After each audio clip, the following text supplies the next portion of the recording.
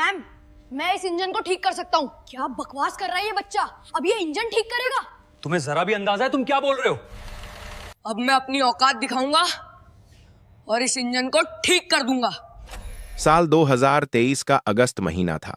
बेंगलुरु की electronic city में वह सुबह कुछ अलग थी। आम दिनों में जहां तकनीकी कंपनियों के बाहर कॉफी की खुशबू, कारों की कतारें और कर्मचारियों की हंसी गूंजती रहती थी, उस दिन वहां एक अजीब सी खामोशी पसरी हुई थी। सड़क के बीचों बीच कांच और स्टील से बनी एक भव्य इमारत खड़ी थी जिसका नाम था आर्यावर्त रोबोटिक्स लिमिटेड। यह वही कंपनी थी जिसने भारत को आर्टिफिशियल इंटेलिजेंस और इंडस्ट्रियल ऑटोमेशन की दुनिया में नई पहचान दी थी। दुनिया के कई देशों में इसकी मशीनें काम कर रही थीं, लेकिन आज उसी इमारत के भीतर जैसे कुछ मर चुका था। पिछले 10 दिनों से कंपनी का सबसे अहम और सबसे महंगा प्रोजेक्ट पूरी तरह बंद पड़ा था। एक 120 करोड़ रुपए की लागत से बनी हाइड्रोलिंक H9 100 नाम की विशाल ऑटोमेशन मशीन, जो पूरे प्रोजेक्ट की रीढ़ थी, अचानक ठप हो गई थी। इस मशीन के बंद होते ही पूरी उत्पादन प्रक्रिया रुक गई थी। हर दिन करीब 2 करोड़ रुपए का नुकसान हो रहा था। 10 दिन में 20 करोड़ से ज्यादा का घाटा और उससे भी बड़ा नुकसान कंपनी की साख का था। आज तक आर्यावर्त रोबोटिक्स में ऐसा कभी नहीं हुआ था। देश और विदेश से बड़े बड़े इंजीनियर बुलाए जा चुके थे। जर्मनी, जापान और दक्षिण कोरिया से आई टीमों ने मशीन का हर हिस्सा जांचा। सेंसर बदले गए, वायरिंग दोबारा की गई, सॉफ्टवेयर फिर से डाला गया, लेकिन मशीन टस से मस नहीं हुई। लाल चेतावनी लाइट लगातार जल रही थी, जैसे मशीन चुपचाप कुछ कहना चाहती हो, लेकिन कोई उसकी भाषा समझ नहीं पा रहा हो। इमारत के सबसे ऊपर कांच की दीवारों से घिरे मीटिंग रूम में वेदांत मल्होत्रा खड़े थे। लंबा कद, सादी सफेद शर्ट, बिना टाई, आंखों के नीचे नींद की कमी के गहरे निशान। वेदांत टेक्नोलॉजी की दुनिया का बड़ा नाम थे। शून्य से इस कंपनी को खड़ा किया था उन्होंने, लेकिन आज उनकी आंखों में आत्मविश्वास नहीं, चिंता और डर साफ दिख रहा था। उन्होंने गुस्से में टेबल पर हाथ मारा और कहा कि 10 दिन हो गए और अभी तक मशीन चालू नहीं हुई। क्या हम बच्चों की तरह कंपनी चला रहे हैं? कमरे में खड़े इंजीनियर सिर झुकाए खामोश थे। एक सीनियर इंजीनियर ने कांपती आवाज में कहा कि सर, हमने हर सिस्टम चेक कर लिया है। Sensor, control unit, hydraulic system, software, सब कुछ सही दिख रहा है। दूसरे इंजीनियर ने बताया कि जर्मनी की स्पेशल टीम भी 3 दिन से लगी हुई है, लेकिन असली समस्या पकड़ में नहीं आ रही। वेदांत ने गहरी सांस ली। गुस्सा अब चिंता में बदल चुका था।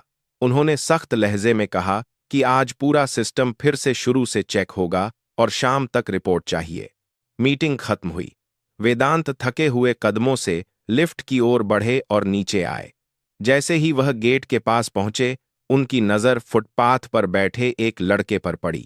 उम्र करीब 15 साल, फटे हुए कपड़े, घुटनों तक जमी धूल, एक हाथ में जूते चमकाने का ब्रश और दूसरी तरफ पॉलिश की बोतल। वह जूते पॉलिश कर रहा था, लेकिन उसकी आंखें जूतों पर नहीं थीं।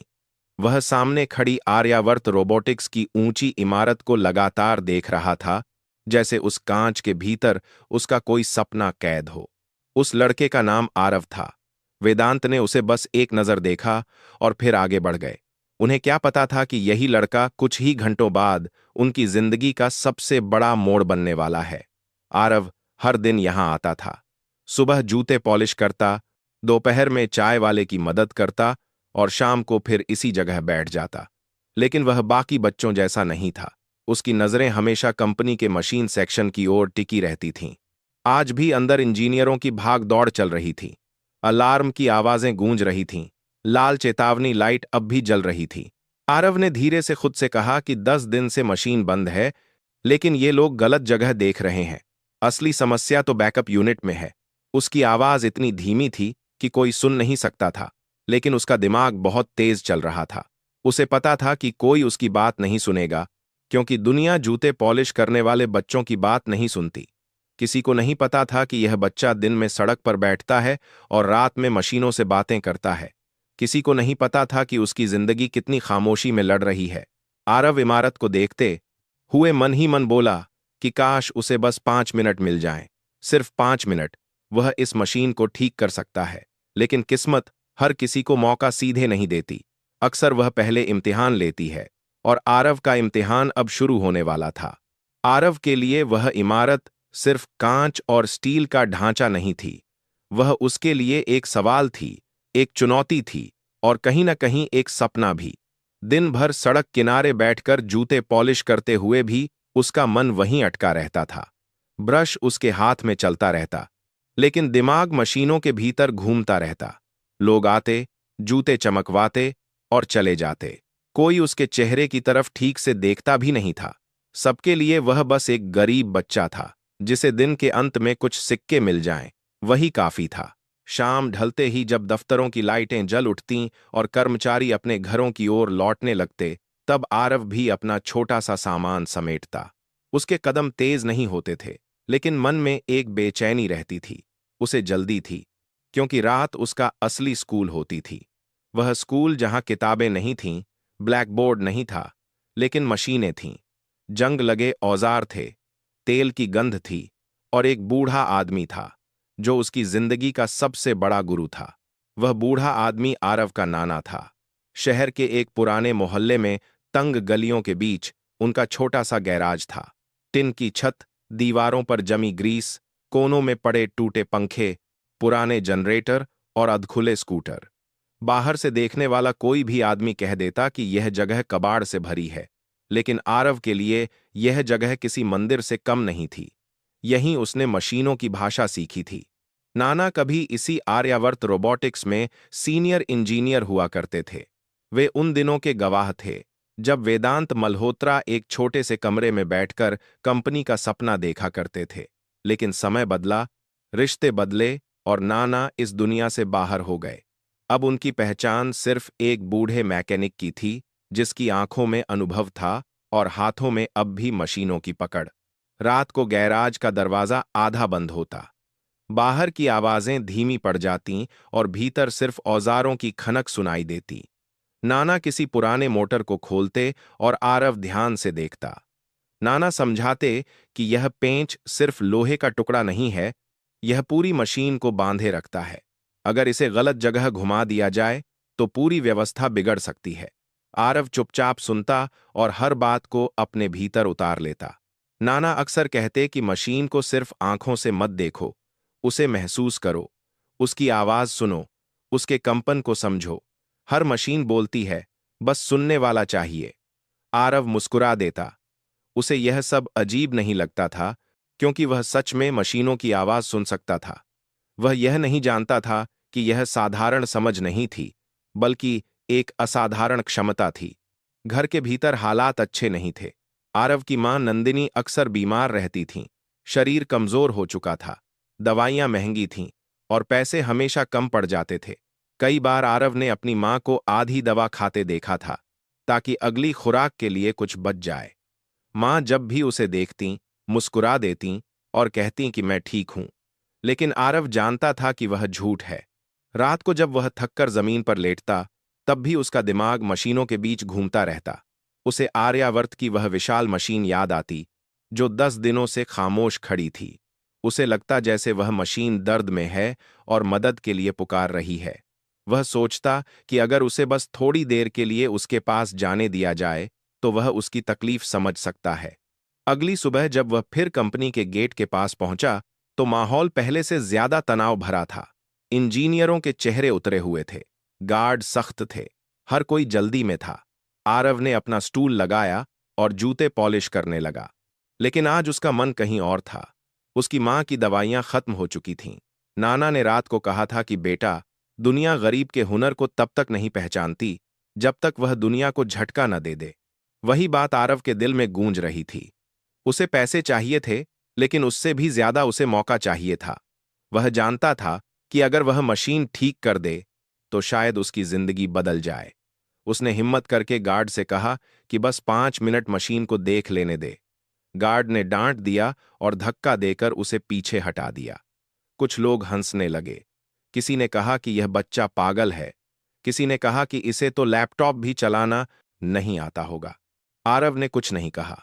वह चुपचाप उठकर एक कोने में बैठ गया। उसके घुटनों पर धूल थी, कपड़े और गंदे हो गए थे, लेकिन उसकी आंखों में अब भी वही चमक थी। वह भीतर ही भीतर तय कर चुका था कि वह हार नहीं मानेगा, क्योंकि उसके लिए यह सिर्फ एक मशीन नहीं थी, यह उसकी मां की दवा थी, यह उसके नाना की इज्जत थी, और शायद उसकी अपनी पहचान भी। उसे नहीं पता था कि यह जिद, यह खामोश भरोसा उसे उस दरवाजे के भीतर ले जाने वाला है जहां से उसकी जिंदगी हमेशा के लिए बदलने वाली थी। उस दिन दोपहर के बाद का समय था। सूरज ऊपर था, लेकिन आर्यावर्त रोबोटिक्स के भीतर अंधेरा और भारीपन पसरा हुआ था। मशीन सेक्शन में बार बार अलार्म बज रहा था, और हर बार वह आवाज लोगों के दिलों की धड़कन और तेज कर देती थी। इंजीनियरों के चेहरे थके हुए थे, आंखों में नींद नहीं बल्कि डर था। डर इस बात का कि अगर आज भी कुछ नहीं हुआ तो कल क्या होगा, यह कोई नहीं जानता था। आरव बाहर फुटपाथ पर बैठा सब देख रहा था। अब वह जूते पॉलिश कम कर रहा था और कंपनी की तरफ ज्यादा देख रहा था। उसे ऐसा लग रहा था जैसे मशीन उसे बुला रही हो। हर बार जब लाल लाइट चमकती, उसके भीतर कुछ चुभता। वह खुद से कहता कि यह मशीन खराब नहीं है, इसे जानबूझकर रोका गया है, यह कोई हादसा नहीं है। लेकिन उसकी यह समझ, उसकी यह आवाज बाहर की दुनिया तक पहुंच ही नहीं पा रही थी। अचानक मशीन सेक्शन से तेज सायरन की आवाज आई। स्क्रीन पर सिस्टम क्रिटिकल एरर लिखा चमक उठा। कुछ इंजीनियर घबराकर बाहर की ओर दौड़े। गार्ड सतर्क हो गए। माहौल और ज्यादा तनावपूर्ण हो गया। आरव भी डर गया, लेकिन उसकी नजरें मशीन के कंट्रोल रूम पर टिक गईं। उसे साफ दिख रहा था कि लोग फिर वही कर रहे हैं जो पिछले 10 दिनों से कर रहे थे। सेंसर, स्क्रीन, कोड, लेकिन कोई भी वहां नहीं देख रहा था जहां असली गड़बड़ी छुपी हुई थी। वह धीरे से उठा और गेट के पास चला गया। उसने हिम्मत करके फिर से अंदर झांकने की कोशिश की। तभी एक गार्ड ने उसे देख लिया और गुस्से में चिल्लाया, क्या है रे, बार बार यहां क्यों आ जाता है? उसने आरव को जोर से धक्का दिया। आरव संतुलन खो बैठा और सड़क पर गिर पड़ा। उसके हाथ से ब्रश और बोतल दूर जा गिरे। कुछ लोग रुककर देखने लगे। किसी ने हंसते हुए कहा कि यह बच्चा सच में पागल है। किसी ने कहा कि इतनी बड़ी कंपनी में यह क्या कर लेगा। आरव उठा, कपड़ों से धूल झाड़ी और चुपचाप वापस अपने कोने में बैठ गया। उसकी आंखों से आंसू निकल आए, लेकिन उसने उन्हें जल्दी से पोंछ लिया। उसे रोना नहीं था, उसे बस एक मौका चाहिए था। वह जानता था कि अगर वह अंदर गया और सही जगह दिखा दी तो सब बदल सकता है। लेकिन वह यह भी जानता था कि उसकी शक्ल, उसके कपड़े और उसका पेशा उसके सबसे बड़े दुश्मन हैं। शाम ढलने लगी थी। वेदांत मल्होत्रा थके हुए कदमों से बाहर आए। सिर भारी था, आंखें जल रही थीं। 10 दिनों की नींद एक साथ उतर आई थी। जैसे ही वह गेट के पास पहुंचे, उनकी नजर फिर उसी लड़के पर पड़ी। वही लड़का जो सुबह से वहीं बैठा था। अब वह चुपचाप जमीन पर बैठा था। उसके पास कोई ग्राहक नहीं था। ब्रश एक तरफ पड़ा था, लेकिन उसकी नजरें अब भी कंपनी के भीतर थीं। वेदांत कुछ पल रुके। उन्हें नहीं पता क्यों, लेकिन उस लड़के की आंखों में उन्हें कुछ अलग दिखा। कोई लालच नहीं, कोई चालाकी नहीं, सिर्फ एक बेचैन सच्चाई। उन्होंने गार्ड से पूछा कि यह लड़का यहां बार बार क्यों आता है।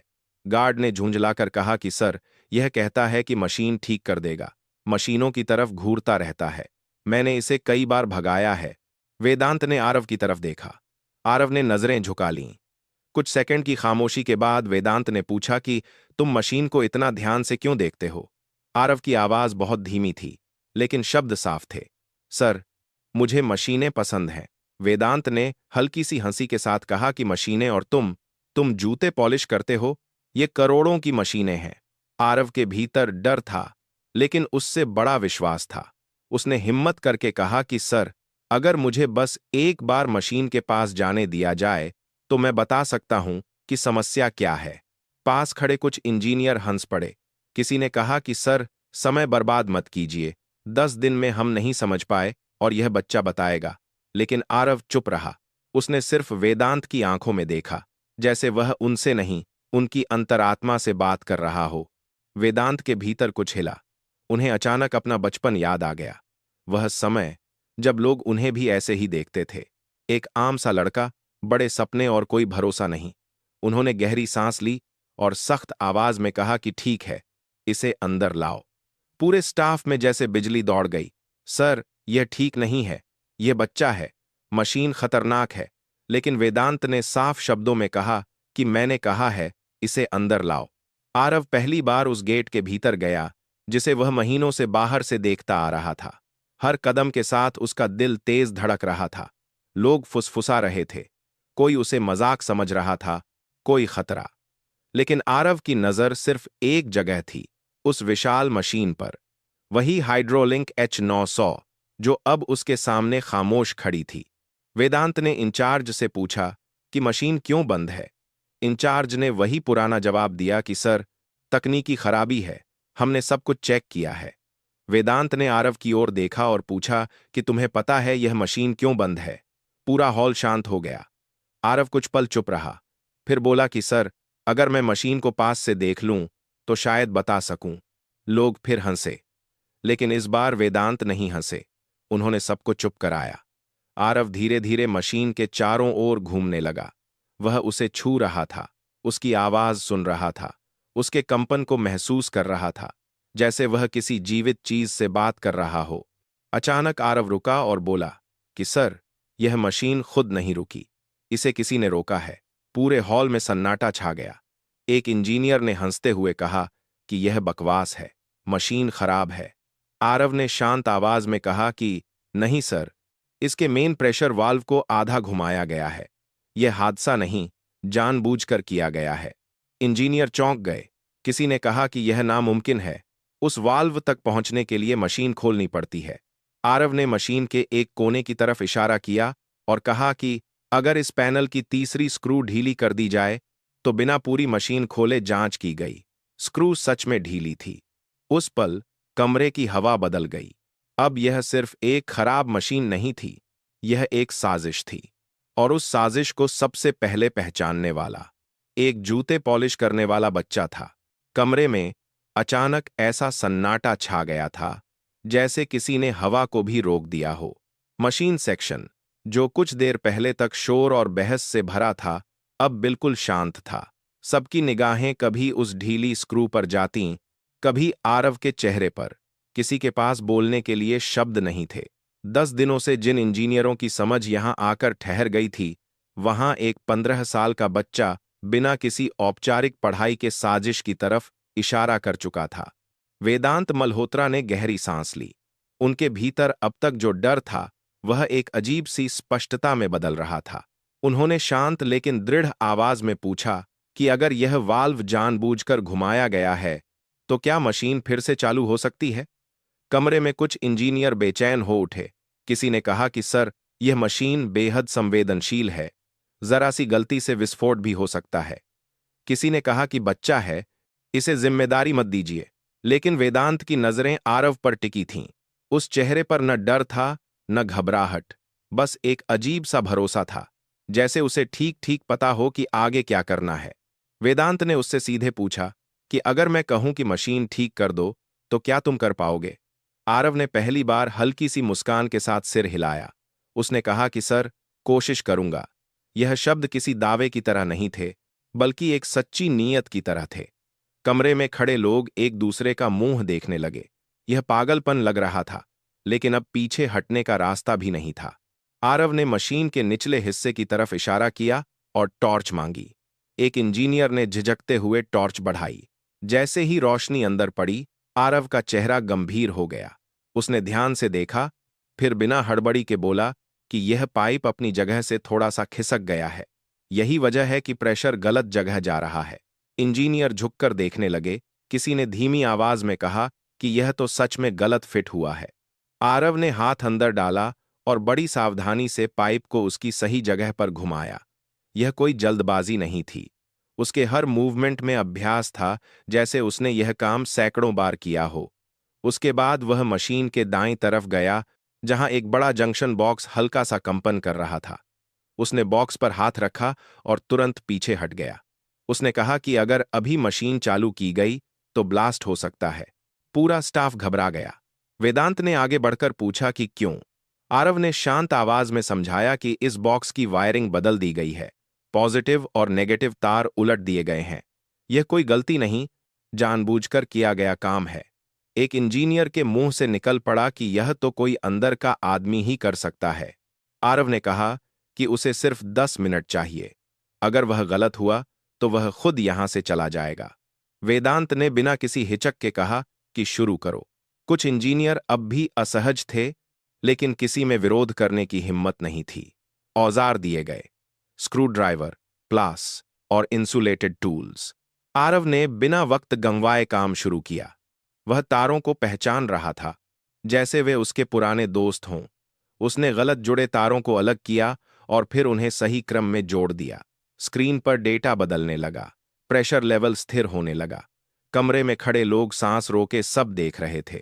किसी को यकीन नहीं हो रहा था कि यह सब एक बच्चे के हाथों हो रहा है। 10 मिनट पूरे हुए।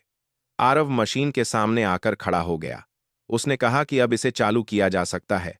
कुछ लोग डर गए, किसी ने कहा कि अभी मत कीजिए, लेकिन वेदांत ने किसी की नहीं सुनी। उन्होंने आरव की तरफ देखा और कहा कि तुम ही ऑन करो। आरव धीरे धीरे मुख्य बटन के पास गया। उसने एक पल आंखें बंद कीं, जैसे मशीन से कुछ कह रहा हो। फिर बटन दबाया। 1 सेकंड, 2 सेकंड, 5 सेकंड। हर सेकंड भारी लग रहा था। अचानक मशीन के भीतर हलचल हुई। लाल लाइट बंद हो गई और उसकी जगह हरी लाइट जल उठी। पूरी मशीन जाग उठी, जैसे 10 दिनों की नींद के बाद किसी ने उसे आवाज दी हो। कमरे में शोर गूंज उठा। किसी ने कहा कि यह हो गया, किसी ने तालियां बजाईं, कोई अविश्वास में सिर हिला रहा था। लेकिन वेदांत चुप खड़े थे। उनकी आंखें नम थीं और निगाहें आरव पर टिकी थीं। उन्होंने धीमी आवाज में कहा कि तुमने कर दिखाया। आरव ने सिर झुकाकर कहा कि सर, मैंने कुछ नहीं किया। मशीन खुद बता रही थी कि उसे क्या तकलीफ है। उस पल वेदांत को एहसास हुआ कि यह बच्चा सिर्फ एक हुनर नहीं, बल्कि एक कहानी है। एक ऐसी कहानी जिसका सच अभी सामने आना बाकी है। उनके मन में एक सवाल जोर पकड़ने लगा, यह बच्चा आखिर है कौन? मशीन के चालू होते ही पूरा हॉल जैसे सांस लेने लगा। 10 दिनों से जो तनाव हवा में जमा था, वह एक झटके में टूट गया। इंजीनियर एक दूसरे की तरफ देख रहे थे। कोई हंस रहा था, कोई यकीन नहीं कर पा रहा था। कुछ लोग तालियां बजा रहे थे, कुछ मोबाइल निकालकर वीडियो बनाने लगे थे। लेकिन इस सारे शोर के बीच वेदांत मल्होत्रा बिल्कुल शांत खड़े थे। उनकी नजरें किसी मशीन पर नहीं, उस दुबले से बच्चे पर टिकी थीं जिसने अभी अभी उनकी कंपनी नहीं, बल्कि उनका भरोसा जगा दिया था। आरव थोड़ा घबराया हुआ था। उसने कभी इतने लोगों के सामने कुछ नहीं किया था। उसे समझ नहीं आ रहा था कि वह खुश हो या डरा हुआ। वह बस वहीं खड़ा था, सिर थोड़ा झुका हुआ, जैसे उसने कोई बहुत बड़ा काम नहीं, बस अपना कर्तव्य निभाया हो। वेदांत धीरे धीरे उसके पास आए। उनकी आवाज अब सख्त नहीं थी, उसमें एक अजीब सी नरमी थी। उन्होंने पूछा कि बेटा, तुम हो कौन? यह सवाल साधारण नहीं था।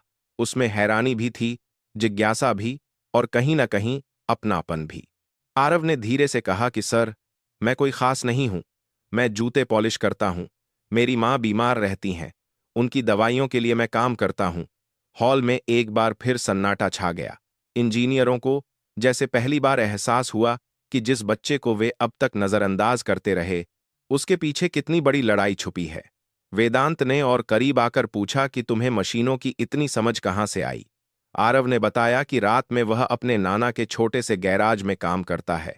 वहीं पुरानी मशीनें खोलता है, उन्हें जोड़ना सीखता है।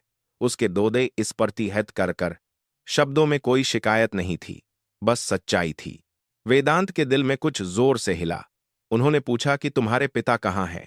आरव ने सिर झुका लिया और कहा कि मुझे नहीं पता, मैंने उन्हें कभी नहीं देखा। यह जवाब वेदांत के लिए किसी चोट से कम नहीं था। उन्होंने आरव के चेहरे को गौर से देखा। उसकी आंखें, उसकी नाक, उसका बोलने का तरीका, सब कुछ उन्हें जाना पहचाना सा लग रहा था। एक पुरानी याद जिसे उन्होंने सालों पहले दबा दिया था, अब अचानक सामने खड़ी थी। वेदांत ने धीमी आवाज में पूछा कि तुम्हारी मां का नाम क्या है? आरव ने कहा, नंदिनी। पूरा नाम नंदिनी शर्मा। यह सुनते ही वेदांत का चेहरा सफेद पड़ गया। उनकी सांस कुछ पल के लिए अटक गई। नंदिनी शर्मा वही नाम था जिससे उन्होंने 15 साल पहले एक गलतफहमी में रिश्ता तोड़ लिया था। वह वक्त, वह झगड़ा, वह दूरी, सब कुछ एक साथ उनकी आंखों के सामने घूम गया। उन्होंने कांपती आवाज में पूछा कि तुम्हारी उम्र कितनी है? आरव ने कहा, 15 साल, वही उम्र, वही समय, वही कहानी। वेदांत वहीं कुर्सी पर बैठ गए। उनके हाथ कांप रहे थे। उन्होंने लगभग फुसफुसाते हुए पूछा कि क्या तुम्हारी माँ ने कभी तुम्हारे पापा की तस्वीर दिखाई? आरव ने कहा कि नहीं, माँ कहती हैं कि कुछ तस्वीरें खो गईं और कुछ उन्होंने खुद फाड़ दी। अब वेदांत को किसी सबूत की जरूरत नहीं थी। उनके सामने खड़ा बच्चा उनका अपना बेटा था, जिसे किस्मत ने 15 साल बाद उनके सामने ला खड़ा किया था, वह भी ऐसे हालात में जहां उन्होंने उसकी काबिलियत को पहले ही देख लिया था। वेदांत की आंखों से आंसू बह निकले। उन्होंने अचानक आरव को अपने सीने से लगा लिया। आरव घबरा गया। उसने कभी किसी अमीर आदमी को यूं रोते नहीं देखा था। वेदांत ने टूटती हुई आवाज में कहा कि बेटा, माफ कर दो, मुझे नहीं पता था, मैंने तुम्हें खो दिया था। हॉल में खड़े लोग दंग रह गए। फुसफुसाहट फैल गई। क्या यह बच्चा मालिक का बेटा है? आरव पीछे हट गया। उसके लिए यह सब बहुत बड़ा था। उसने डरते हुए कहा कि सर, ऐसा मत कहिए, हम बहुत गरीब हैं, मेरी मां बहुत तकलीफ में है। वेदांत ने उसका चेहरा दोनों हाथों में लिया और कहा कि गरीबी किसी रिश्ते को नहीं बदलती। अगर तुम मेरे बेटे हो तो तुमने आज सिर्फ एक मशीन नहीं, मेरी पूरी जिंदगी ठीक कर दी है। अगले दिन डीएनए जांच हुई। सच सामने आया। आरव वेदांत मल्होत्रा का ही बेटा था। खबर पूरे ऑफिस में फैल गई। वही बच्चा जिसने कंपनी को बचाया था, अब उसी कंपनी के मालिक का खोया हुआ वारिस था। वेदांत उसी शाम आरव को लेकर उसके घर पहुंचे। तंग गली, छोटा सा कमरा, दरवाजे के पास रखा जूते पॉलिश का डिब्बा।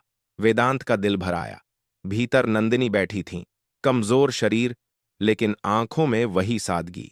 वेदांत ने उन्हें देखा और टूट गए। उन्होंने माफी मांगी। नंदिनी की आंखें भर आईं, लेकिन उसमें शिकायत नहीं थी, बस थकान थी। उन्होंने कहा कि अब देर हो चुकी है, लेकिन शायद किस्मत ने अब सही समय चुना है। नंदिनी का इलाज शुरू हुआ।